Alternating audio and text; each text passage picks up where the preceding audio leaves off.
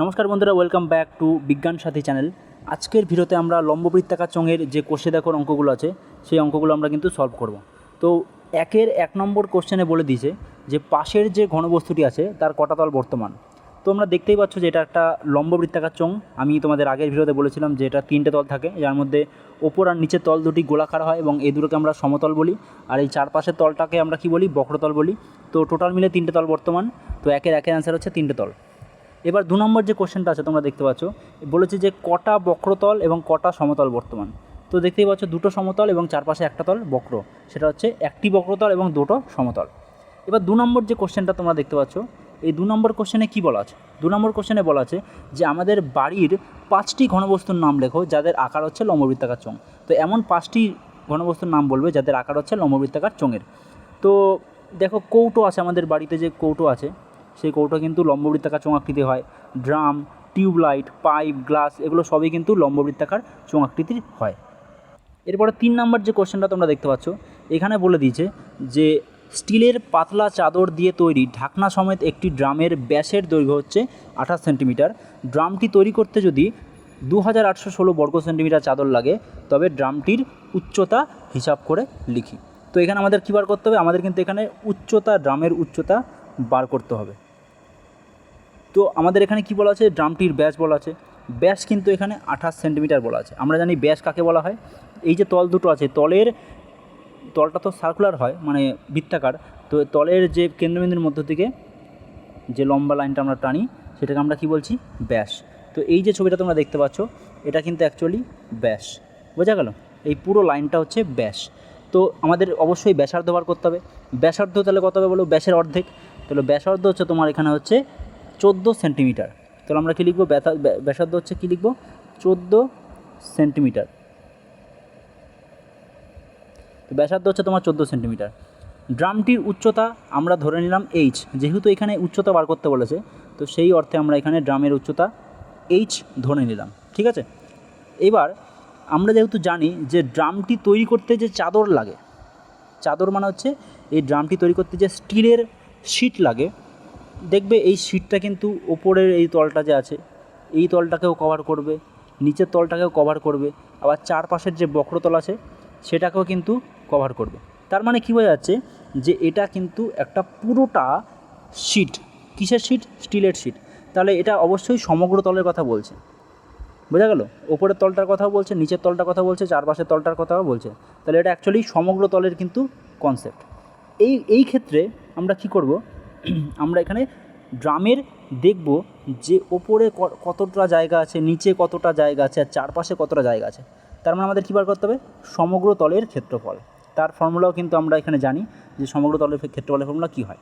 তো সূত্র অনুযায়ী আমরা জানি যে ড্রামের, অর্থাৎ যেহেতু ড্রামটি লম্ববৃত্তাকার চোঙ আকৃতি, তো তার সমগ্র তলের ক্ষেত্রফলের ফর্মুলা কী হয় বলো? আমি বলেছিলাম আগের অঙ্কতে 2πr into r plus H.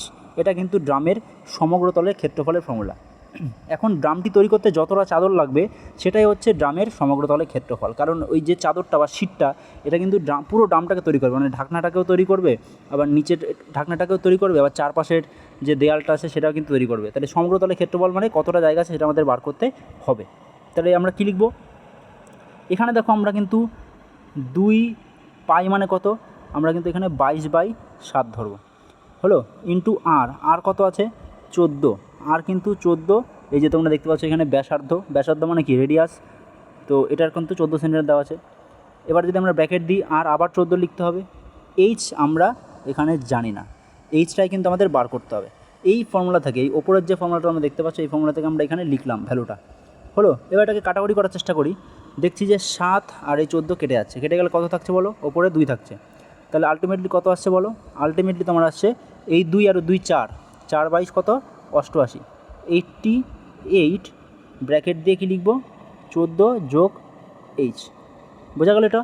তো আমরা চাদরের সমগ্র তলের ক্ষেত্রফল এখানে বার করলাম। এইবার দেখো, চাদরের কিন্তু সমগ্র তলের ক্ষেত্রফল অলরেডি বলে দিয়েছে যে কতটা পরিমাণ চাদর লাগে।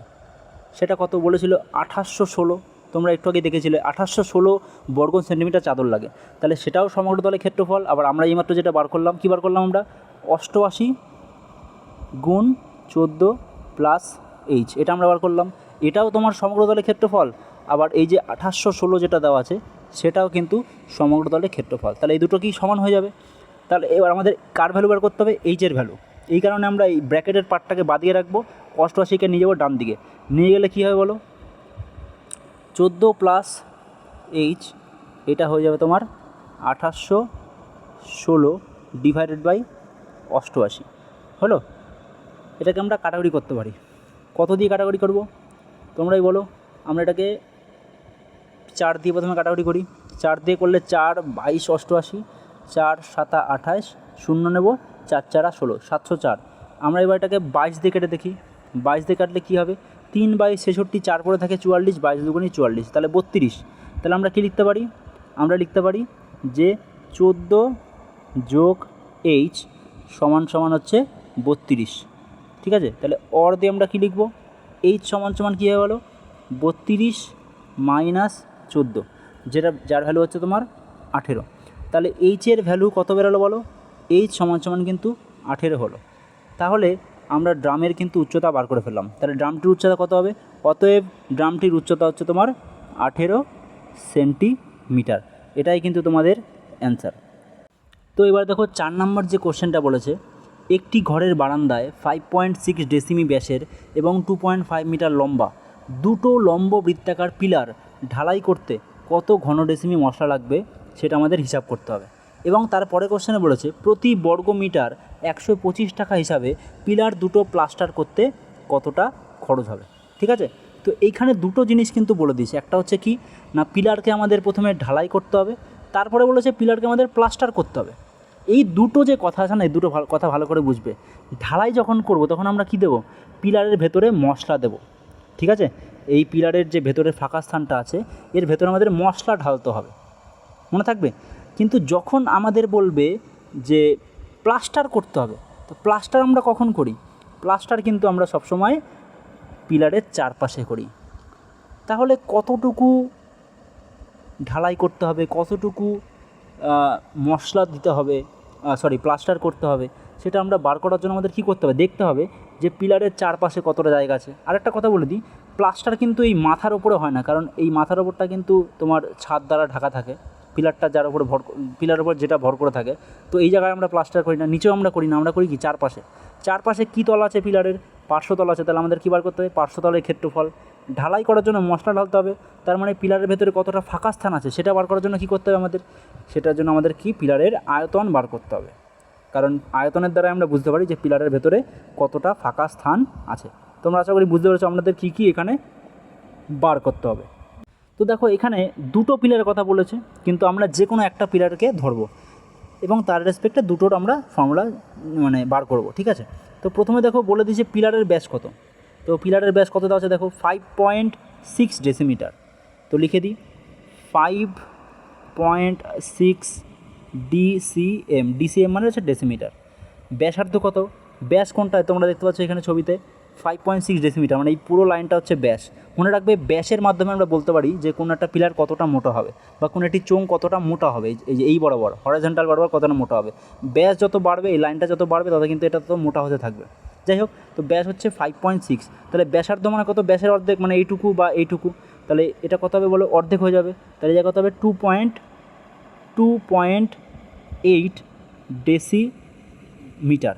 ঠিক আছে, আচ্ছা এবার আরেকটা জিনিস দেওয়া আছে, সেটা কি?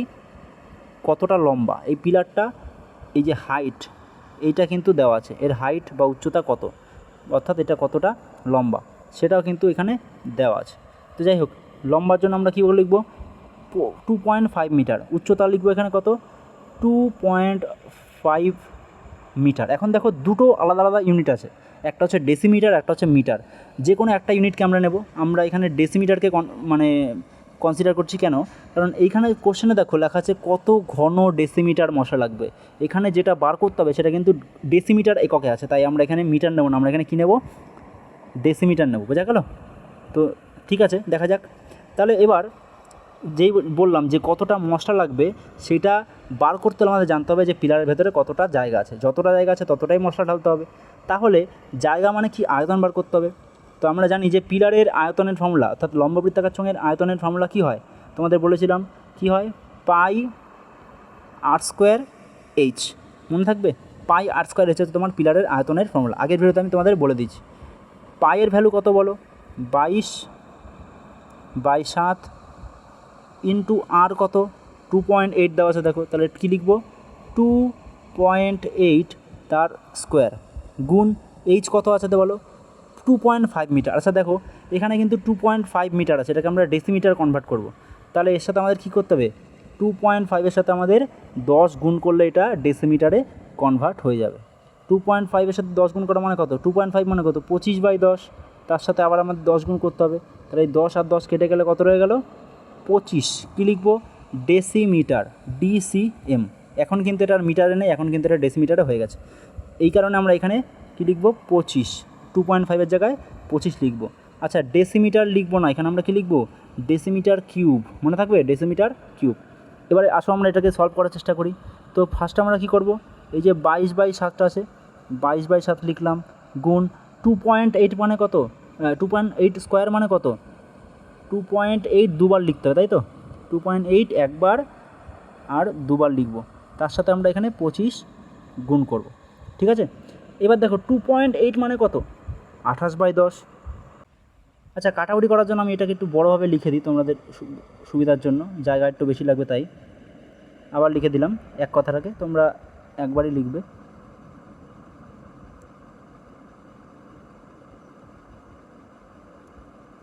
তো দুবার লিখে দিলাম, এই কথাটাকে দুবার লিখলাম। ঠিক আছে, দেখো এই ওপরের নিচের 7টা ওপরের 28 কেটে যাবে, 4 7 কত হয় 28 হয়। এবার দেখো নিচের 10, 5 দুগুনি 10, 5 5 25। এবার ওপরের 5 নিচের 10 কেটে গেলে কত 2 পড়ে থাকে, এই নিচের দুটো 2 আর একটা 4 কেটে যাবে। আর কি পড়ে থাকছে বলো, ওপরের 22 আর 28 পড়ে থাকছে।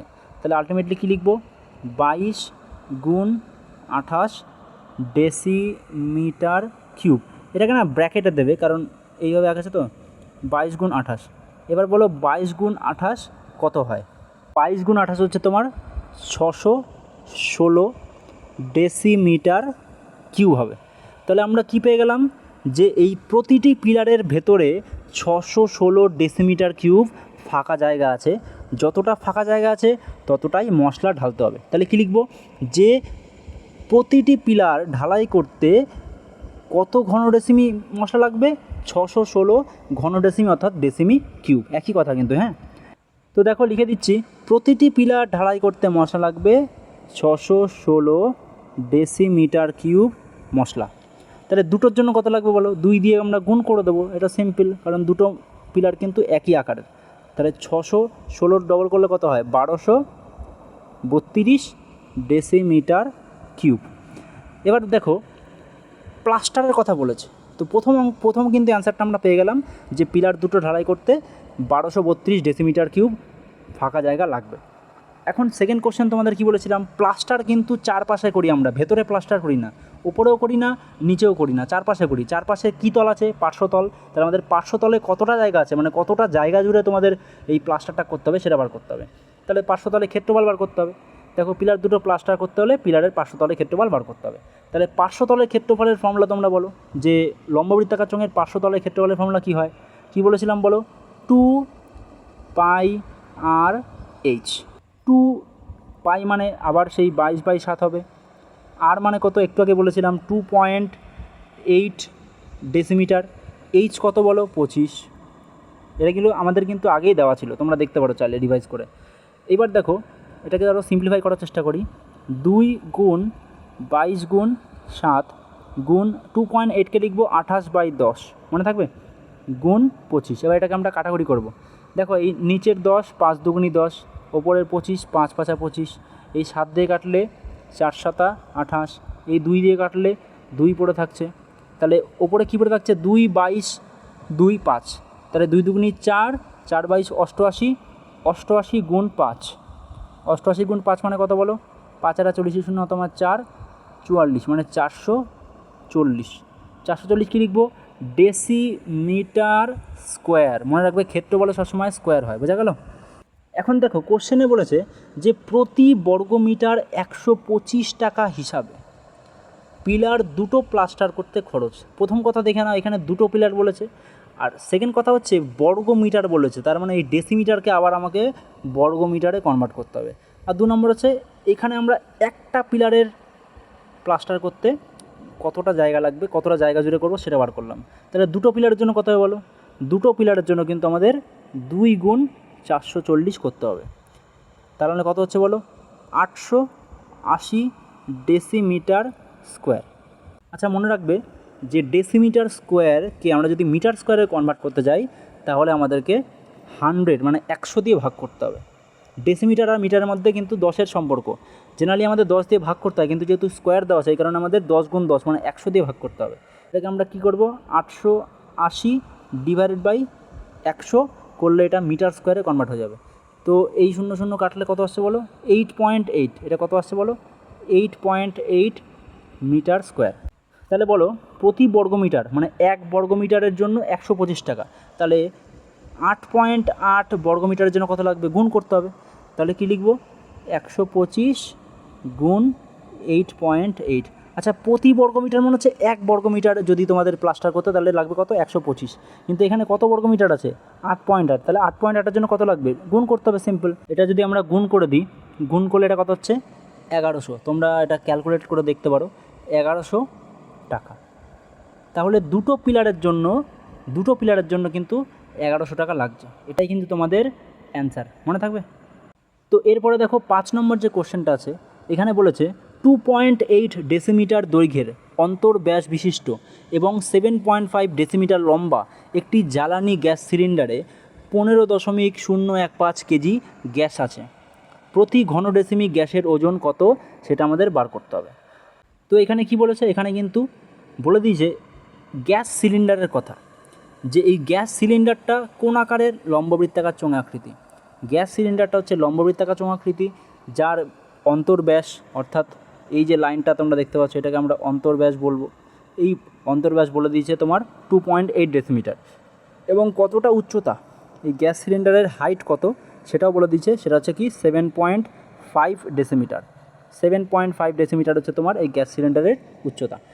সেই গ্যাস সিলিন্ডারে গ্যাস কত কেজি আছে? 15 কেজি গ্যাস আছে। আমাদের যে বাড়ির গ্যাস সিলিন্ডার সেখানে থাকে 14 কেজি গ্যাস, যাই হোক। তো এর মধ্যে গ্যাসের ভর বলে দিয়েছে। তাহলে প্রতি ঘন ডেসিমি গ্যাসের ওজন কত হবে? এই যে ঘন ডেসিমি কথাটা, এটা দেখে তুমি বুঝতে পারবে যে এটা অ্যাকচুয়ালি গ্যাসের আয়তনের কথা বলছে, কারণ একমাত্র আয়তনেই এই ঘন শব্দটা থাকে। মনে রাখবে সবসময় ঘন ডেসিমি, ঘন মিটার এইগুলো কিন্তু তোমার আয়তনের কথা বলে। তো প্রথমে আমাদের দেখতে হবে যে এখানে কত আয়তনের গ্যাস রয়েছে। কত কেজির সেটা তো বলাই আছে, কিন্তু কত আয়তনের গ্যাস আছে সেটা আমাদের বার করতে হবে। অর্থাৎ আমাদের এখানে সিলিন্ডারের আয়তন বা এই সিলিন্ডারের মধ্যে থাকা গ্যাসের আয়তন বার করতে হবে। যাই হোক, তো প্রথমে লিখে দিই যে গ্যাস সিলিন্ডারের অন্তর্ব্যাস কত দেওয়া আছে? 2.8 ডেসিমিটার। 2.8 ডেসিমিটার। তাহলে ব্যাসার্ধ কত হবে বলো? 2.8-এর অর্ধেক হয়ে যাবে, তাহলে অ্যাকচুয়ালি হয়ে যাবে এটা 1.4 ডেসিমিটার। এবার বলেছে সিলিন্ডারের উচ্চতা। সিলিন্ডারের উচ্চতা কত? 7.5 ডেসিমিটার। লম্বা মানে কতটা লম্বা, কতটা হাইটের? 7.5 ডেসিমিটার। লিখে দিই 7.5 ডেসিমিটার। তাহলে এখানে আরেকটা জিনিস দেওয়া আছে, সেটা হচ্ছে কি সিলিন্ডারের মধ্যে উপস্থিত গ্যাসের ভর। কত কেজি গ্যাস আছে এখানে? 15.015 15.015 কেজি এখানে তোমাদের গ্যাস আছে। মনে রাখবে যা যা বলা থাকে না সেগুলো সব এইভাবে লিখবে, তাহলে তোমাদের অঙ্ক করতে সুবিধা হবে। এবার দেখো প্রতি ঘন ডেসিমি গ্যাসের ওজন বলতে অ্যাকচুয়ালি গ্যাসের ঘনত্বের কথা বলেছে। আমরা জানি যে ঘনত্বের ফর্মুলা কি? ঘনত্বের ফর্মুলা হচ্ছে ভর বাই আয়তন। মনে রাখবে ঘনত্বের ওজন হচ্ছে ভর বাই আয়তন। আয়তন যখন 1 হয়ে যাবে তখন ঘনত্ব আর ভর কী হয়ে যায়? সমান হয়ে যায়। এখানে আয়তনের জায়গায় যদি আমি 1 লিখে দিই তাহলে দেখবে ঘনত্ব ভর সমান হয়ে যাচ্ছে। তার মানে প্রতি ঘন ডেসিমি, এই যে এর মানে কি এখানে 1, প্রতি মানে 1 বোঝায়। 1 ঘন ডেসিমি গ্যাসের ওজন মানে ভর কত, মানে ঘনত্ব কত সেটাই বার করতে বলেছে। তো আমরা এখানে জানি যে এখানে সিলিন্ডারের ভেতরে যতটা ফাঁকা জায়গা আছে ঠিক ততটাই এখানে গ্যাস ভরা আছে। অর্থাৎ গ্যাস ততটাই এখানে ঢুকবে যতটা সিলিন্ডারের ভেতরে ফাঁকা স্থান। তার মানে সিলিন্ডারের আয়তন, তার মানে সিলিন্ডারের আয়তন যা গ্যাসের আয়তনও তা। আমাদের সবার ফার্স্টে দেখতে হবে যে এখানে এই সিলিন্ডারের ভেতরে কতটা ফাঁকা জায়গা আছে, অথবা সিলিন্ডারের ভেতরে কত পরিমাণ গ্যাস আছে। সিলিন্ডারের যে আয়তন ততটাই গ্যাস থাকবে। তো আয়তনের ফর্মুলা বলো। সিলিন্ডারের আয়তনের ফর্মুলা কী বলেছিলাম? পাই আর স্কোয়ার এইচ। তো পায়ের ভ্যালু কত বলো, 22/7। আর মানে কত তোমরা দেখতে পাচ্ছ 1.4 দেওয়া আছে, তো কী লিখবো 1.4 তার স্কোয়ার ইন্টু এইচ মানে কত 7.5 দেওয়া আছে, 7.5, ঠিক আছে। এগুলো কিন্তু সবকটা ডেসিমিটারে আছে, একটা ইউনিট আছে দেখতে পাচ্ছ, এখানে কিন্তু আলাদা ইউনিট নেই, তো এখানে কনভার্সনের কোনো প্রশ্ন ওঠে না। এবার এটাকে আরও সিম্পলিফাই করার চেষ্টা করি, 22/7 গুণ 1.4 একবারে লিখে দিই, হ্যাঁ 14/10 গুণ 14/10, আগের অঙ্কটা দেখলে তোমরা বুঝতে পারবে, ইন্টু 7.5 মানে কত 75/10। এবার এটাকে আমাদের কাটাকুটি করতে হবে। কাটাকুটি করার জন্য এখানে দেখো নিচে 7 আছে, ওপরে 14 আছে, 7 দুগুণি 14, ওপরে 2, নিচে 10 কাটে গেল, 5 হয়ে গেল, 5 আর এখানে 75, 5 15 75, 15 5 3 5 15, 5 দুগুণি 10, ঠিক আছে।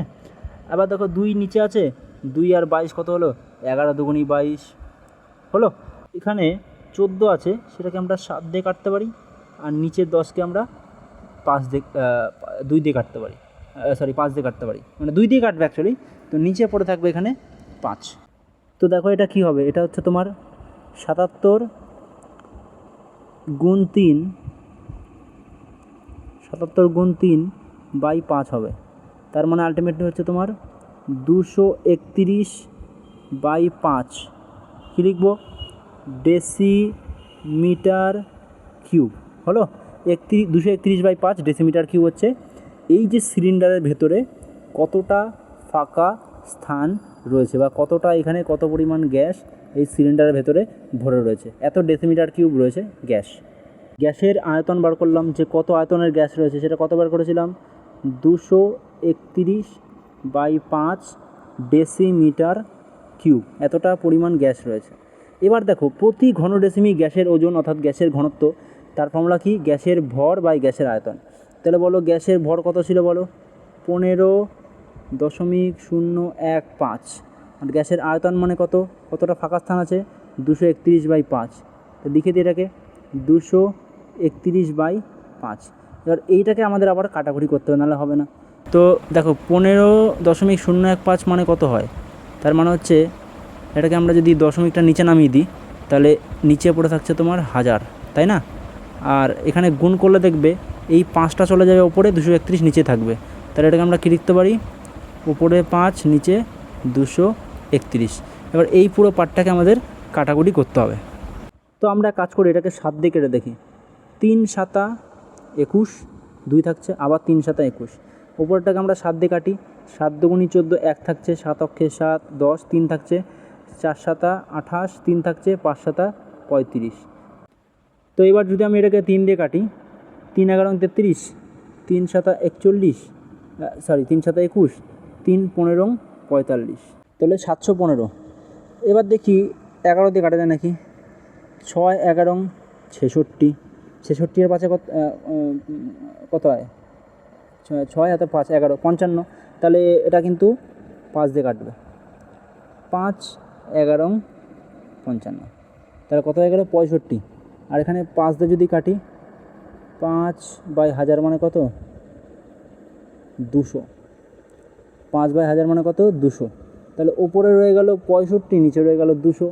65/200 কেজি মানে কি, যদি আমরা এখানে এটাকে 1000 দিয়ে গুণ করে দিই, তাহলে এটা হয়ে যাবে গ্রামে, তাই তো, এটা গ্রামে কিন্তু প্রকাশ হয়ে যাবে। তো আমি এটাকে গ্রামে প্রকাশ করার চেষ্টা করছি। তাই দেখো এই 200 আর 1000 কাটলে কত হচ্ছে, 5 200 1000, তাহলে 5 5 25, 5 হাতে আমার 2, 5 36 31 32, 3 2, কী হয়ে যাবে গ্রাম। কী করেছি দেখো, এইটা যে বেরিয়েছিল না যে 65/200, এটা কিন্তু কেজিতে বেরিয়েছিল, তার সাথে যে 1000 গুণ করলাম গ্রাম হয়ে গেল, তাহলে 325 গ্রাম হচ্ছে তোমার অ্যান্সার হবে। এটা অ্যাকচুয়ালি কেজিতে হবে না, এটা কত হবে 325 গ্রাম, এটা কিন্তু কেজিতে হবে না। যাই হোক, এটা দশমিক হবে না, এটা কিন্তু ডেসিমিটার হবে, হ্যাঁ এই জায়গায় ডেসিমিটার হবে। তো তোমাদের আরেকটা কথা বলে দিই, যে আমার পক্ষে কিন্তু বেশি সময়ের ভিডিও বানানো সম্ভব নয়, তো আমি ঠিক করেছি যে আমার এই ভিডিওগুলোকে আমি পার্টে পার্টে ভাগ করে দেবো। ম্যাক্স টু ম্যাক্স পার যে ভিডিও আছে তার লেন্থ হচ্ছে তোমার 25 মিনিট থাকবে। তো তোমরা পার্ট করে ভিডিওগুলো দেখতে পারো, তাতে তোমাদেরও সুবিধা হবে, বোরিং ফিল করবে না। প্রত্যেকটা ধরে নাও ভিডিওতে 5 থেকে 6টা অঙ্ক থাকবে। ঠিক আছে, তো আশা করি এই অবধি তোমাদের ভালো লেগেছে। আর যদি ভালো লেগে থাকে কমেন্ট অবশ্যই জানাবে, আর যদি কোনো জায়গায় বুঝতে অসুবিধা হয় তবুও জানাবে। আজকে এই পর্যন্তই, দেখা হচ্ছে নেক্সট ভিডিওতে।